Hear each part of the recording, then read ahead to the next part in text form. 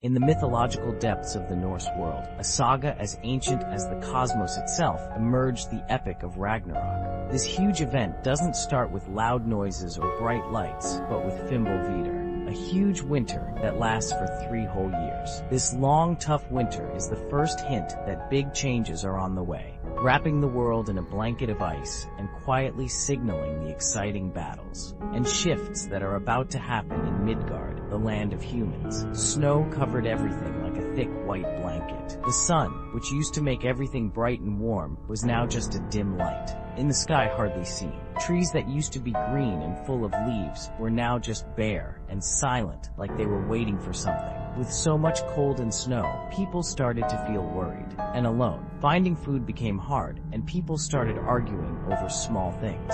Even the animals in the wild seemed to know something wasn't right. There were wolves bigger and meaner than any before, watching from the shadows. Their howls at night sounded sad and scary, like they were telling everyone that something big and not good was coming. One of the biggest parts of this story is about 2 giant wolves named Skull and Hati. Skull chased the sun, and Hati chased the moon.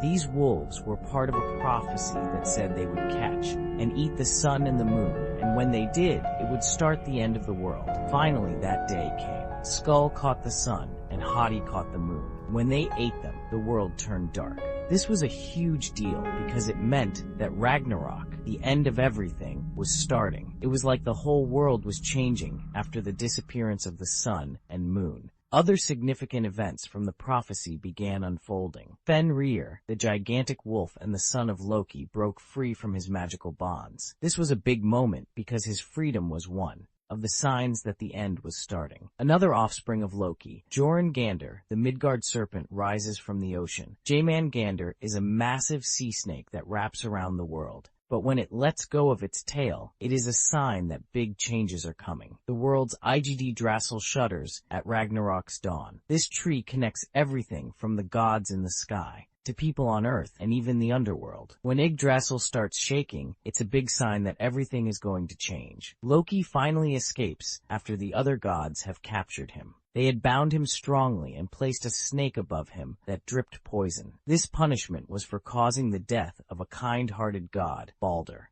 Once Loki gets free, he's extra angry and ready to make a big comeback. He starts cooking up some smart plans to get back at the gods for tying him up. Loki, with plenty of sneaky ideas in his head, is ready to cause significant trouble and astonish the gods. Loki went to the frost giants, who were often at odds with the gods. These frost giants weren't just big in size. They had incredible strength and powers, making them strong opponents to the gods. Among them were Jormungandr, the enormous sea serpent that encircles the world, and Fenrir the giant wolf, both of whom were Loki's children. Loki also called upon the inhabitants of Hel, the realm of the dead ruled by his daughter Hel. This army included not only the dishonorable dead, but also various dark creatures and spirits seeking revenge against the gods. With these powerful and fearsome allies, Loki formed an army of chaos and destruction. His goal was clear: to attack the air, the main group of gods. Loki captains a very special ship called Nalar Naglfar. The ship Loki captains is made entirely from the nails of dead people. Surtur, a mighty and fearsome giant wielding a flaming sword, leads the fire giants into battle.